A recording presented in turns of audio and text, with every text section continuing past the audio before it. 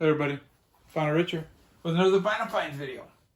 Got some used records, I'll show those first. Got some VCLT, and then I got the new records. First used one is Tubeway Army, which is Gary Newman, Jess Lydiard, and Paul Gardner, 3-piece. I had the Relics, is it? The one with Body Electric on it. This came out in 1979. Fantastic album. It's like a synth album, but it has real drums. And yeah, most of the songs start off with the bass and then the synths, but it has guitars, has real drums. Very good album. The songs structurally are very similar, and that might put some people off. But yeah, I think it's a great album, man. The Life Machine is really good. Friends. The last song on side one, Every Day I Die, even has acoustic guitar.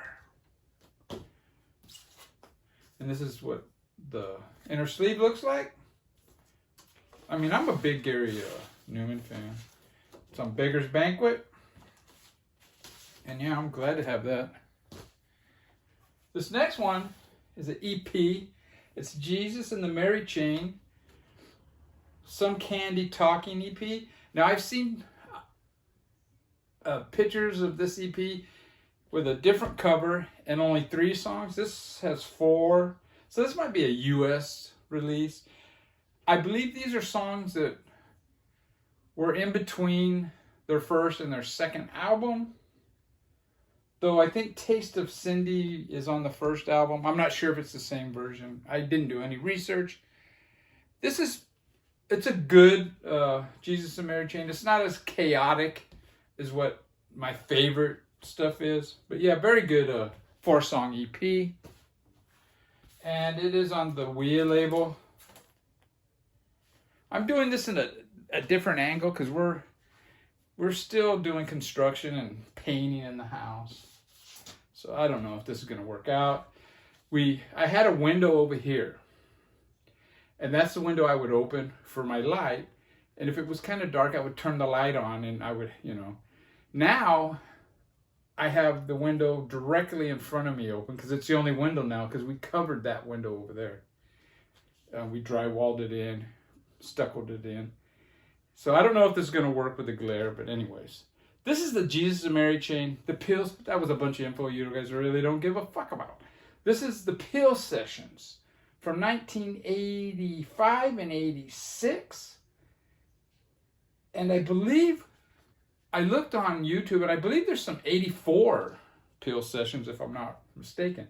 This one, I like this better than the other one. This is more chaotic, more live. Well, it is live in the studio. This is very good, man. Very short sides, like 9-minute sides on each, but really nice, really good. And this is what the sleeve looks like. I guess these are some other Peel Session records. I remember the Peel Sessions, and I don't know if this looks legit, but you never know with these Peel Session ones. I remember the Pill Session records back in the 80s. They were black covers, and they just had a bunch of names of bands, I think, a bunch of writing on the front. And I passed on all of them, and I wish I would have picked those up. Now, the next live one is Belle and Sebastian, The Boy with the Arab Strap. Now, that's the first song I ever heard by Belle and Sebastian. This is their 3rd album, and I never really heard of Belle and Sebastian until I purchased a Coachella DVD, and they were one of the performers there, and I don't know, there was something about them that really struck me. They have kind of a Smiths feel. Their music is, and just watching them on stage, they give this joyful, vibe, and they really impressed me. I have some of their CDs. I didn't have any of their vinyl. My record store had 2 of their albums. This is a U.S. Copy on Matador. And I think I might have said this is their 3rd album. And the first song I ever heard was The Boy with the Arab Strap. And they performed that on that Coachella DVD or performance. And it was really cool. They were playing like on a second stage apparently. Because at the end when they're doing the very quiet part, you can see all these lights flashing on this big stage. And I guess it was the Foo Fighters.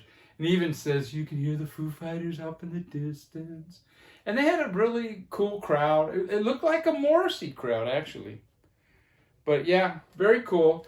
I like side 1 of this better than side 2, even though The Boy with the Arab Strap is on side 2. Wow. This is a really in-depth, knowledgeable video. I think this is going to be one of those videos I make that sucks. It's got the words, some more words. And the record. And it's on glorious black vinyl. This next one is their 2nd album. Belle and Sebastian, If You're Feeling Sinister. I had never heard this album before. I have on CD Tiger Milk, and I had that The Boy with the Arab Strap, and I have a couple of others. I'd never heard this one before, and I like this album more than I do this is their 2nd album. I like this one more than I do their 3rd album. Just fantastic. It has great sound to it, and just charming lyrics, man. I mean, the first song, The Stars of Track and Field, what a beautiful song, you know? And it's, you only did it so that you could wear your terry underwear and feel the city air run past your body. Yeah. Oh, yeah. I dig these guys, man. Yeah, I dig these guys. And then you got Me and the Major.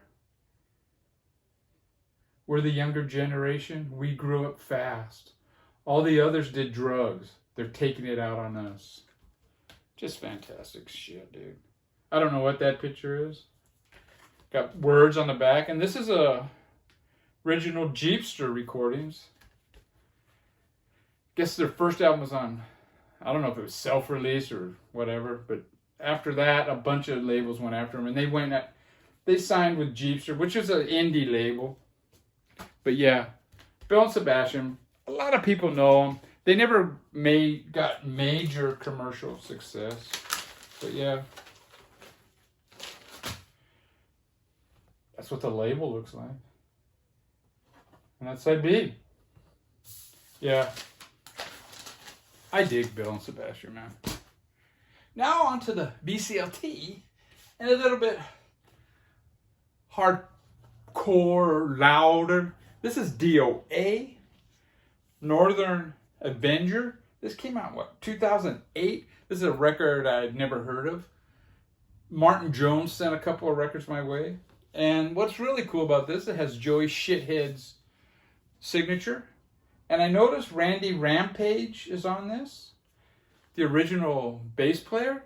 I believe he left the band, I don't know, early, mid-'80s. And I kind of lost interest in them. And after probably 84, so I haven't heard any DOA. This is quite good. The songs are better than what I expected, actually. The subject matter is kind of typical, stereotypical shit. Some of it's good, some of it's kind of whatever. But I don't buy these kind of records for the words. But yeah, very good, man. Very cool album.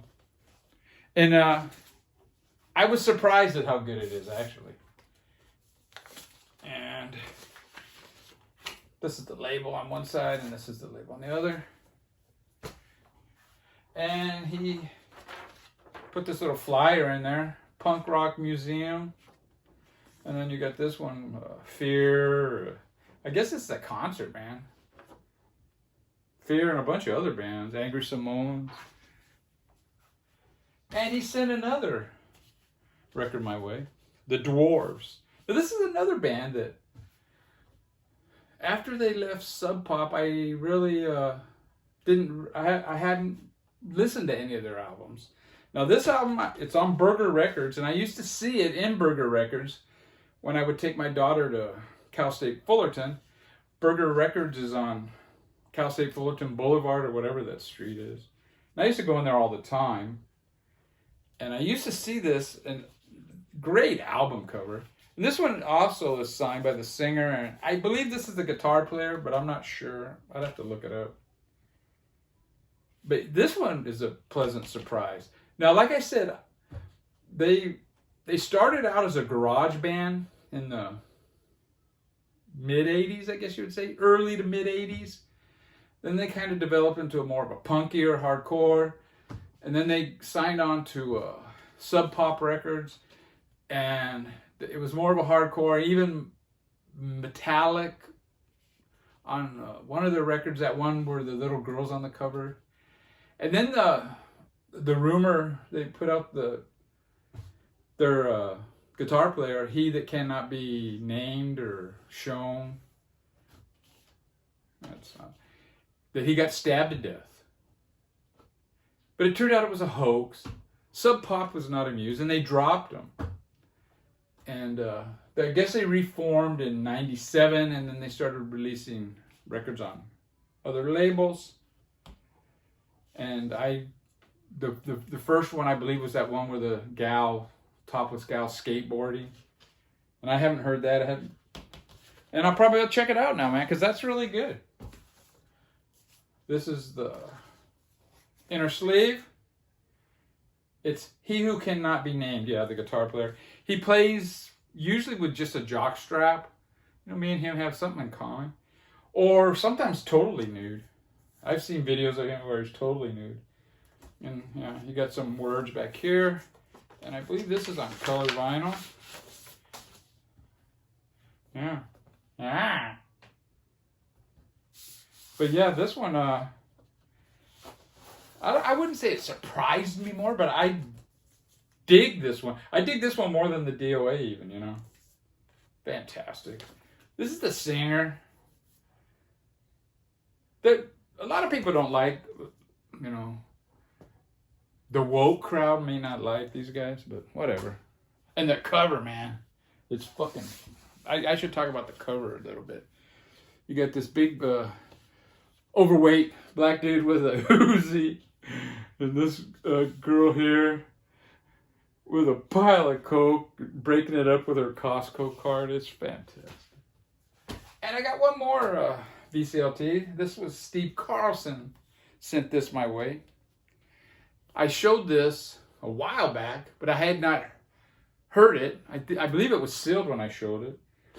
And I thought I would come back and talk about it. It's Day of Judgment by the Nugazi family. I think the lead singer, guitar player, his last name is Nugazi, or I don't know if that's how you say it or not. This is got fuzzy ass garage guitars with funky grooves. It's got a lot of influences from, you know, US garage music, acid rock music, funk, with a little African beat to it, you know? And I really dig it. The vocals are kind of, they're not bad, they're not good though. But yeah, it's fantastic, man. And thank you, Steve. I really dig that one. I probably dig that one maybe the most out of the three. Although that Dwarfs is fantastic. This is what the labels look like. And I hope it's coming out with this lighting situation. Now we're on to the new records. Now this is a record that came out on Record Store Day. I didn't get it. In fact, did I get anything? I might have got one record for Record Store Day. I forget now. I wanted the Lou Reed demos. the RCA and demos. They didn't have that one. They didn't have this one. I found this one. I picked it up. It's probably been a month and a half now. Right now, I'm not ordering records in the mail. It's been over 100 degrees for the whole month of July, and I probably won't, order records for a couple of months. But I did order this one about a month and a half ago. It was in June that I got it. And it's I'm a Mess. It's a Punk 45. And it's put out by Soul Jazz Records. I have, I believe, 3 other ones from this series, and they're all great. This is all UK 45s from the 70s, 1977 to 1978. Just fantastic, unknown stuff. I'm not going to go out and buy all the 7 inches, and you won't come across them now. And if you do, people are asking too much money for them.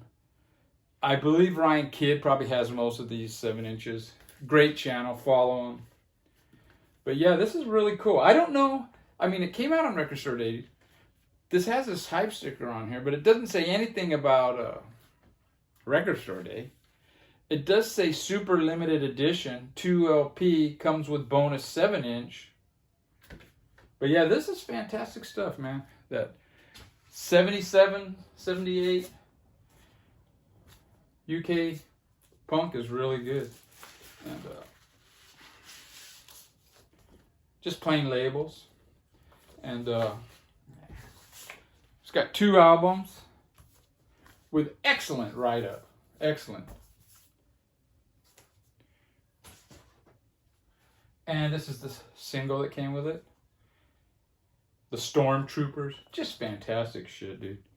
There's a couple of songs on there that are so-so, but there's nothing bad. And the Soul Jazz Records, they do a great job. Now this is another new one that I bought. I ordered from the Superior Viaduct. And it came also in June. And it's Crime. San Francisco's Doomed. I believe this collects all of their stuff. Side 1 is recorded on March 1st, 1978. And it looks like Side 2 was recorded July 31st, 1979. Just fantastic punk band from San Francisco. From the early San Francisco bands, they are probably my favorite. Very hard hitting. Very aggressive.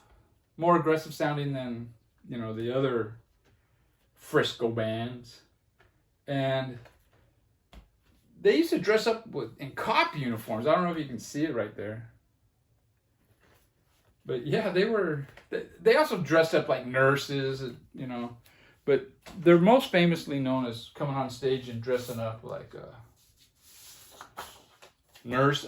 cops. And this is what the record looks like. Very short songs, very loud, very aggressive, very raw. Now this write-up is nowhere as good as the one on the Punk 45. I mean, most of it's worthless information. There is some good stuff in here, a few paragraphs. It talks about them in 1978. I guess there was this apartment building where it was almost all Asian Americans. Asians living there, and the developers are going to come and kick them out, and these guys showed up dressed like cops and carrying a bed through the street, kind of like a protest. And instead of the cops protecting us, they're fucking us, they're protecting the ruling class. And then when word of that got out, all the other bands, from Frisco, like the Avengers, Deals, Negative Trend, and Tuxedo Dome, they were going to do this protest gig for coal miners in Tennessee or something. And the singer, he had a famous quote. Oh, here it is. Miners are a bunch of assholes driving around in Cadillacs. So they didn't do the gig. But what they did on that very same day, they played San Quentin.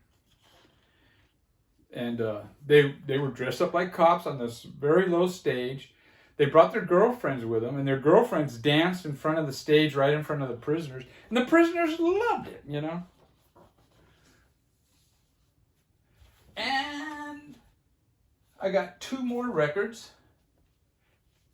This is one of my, and these are 2 of my favorite current bands. And that's why I saved them for last. This is La Luz's last album. I got this quite a few months ago. And I've never really talked about it because I just don't like it as much as their other records, you know? And for Record Store Day, they had a instrumental version of this album come out. It might be good, I don't know. I didn't see it, I haven't seen it. It's probably online, but I thought, you know, I don't want it because I don't really even care for this album. The cover's kind of cool, you know. It's got this die cut. But, yeah, I guess you can do it both ways, huh? The songs are, I don't know, they just don't stand out to me like some of their earlier songs. Now, I said that about their previous album, too. And that album really grew on me. And it plays so well as a whole. But this one, it's okay. And I don't know, man. After their last album before this one, Shauna Cleveland, she did a solo album, and I didn't care for that one either.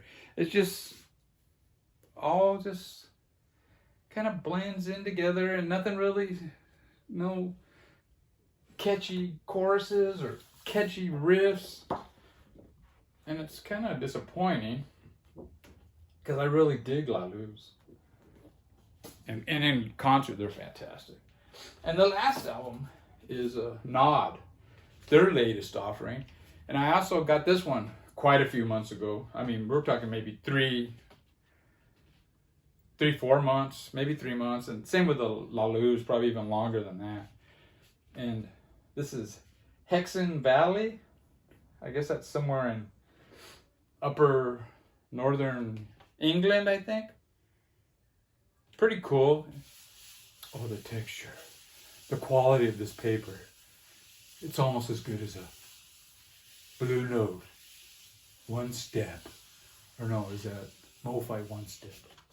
Whatever, you know. This is fantastic, dude. This is the... I like Nod. I was getting to the point where, yeah, maybe I don't need to buy every one they come out with now. But I'm glad I got this one. This is the best one. My favorite one of theirs for like the past 10 years maybe or so. Comes with this insert. I mean, it's the same. A lot of their albums vary quite a bit. But they are grooves. They're long, usually 9, 10, 11-minute songs. And of course, I got the limited edition on yellow vinyl on Rocket Records. But yeah, this one's really good, man. It's very industrial sounding at times with the, I don't know if it's computers or electronics or whatever. The guitars are great as always. I love their guitar player. And the vocals on this are really good. Check it out on Bandcamp. It's not for everybody. Their song structures isn't like chorus, verse, chorus, or whatever. It's, they get into a groove and they just drone on and on. Kind of like the krautrock. And yeah, fantastic album, man. Fantastic. Well, that's it, man. I'm going to go. Got a lot of work to do. Caulking the ceilings in the other room. Then we're going to paint. But you guys don't care about that shit. The Orkin guy's here. Bye.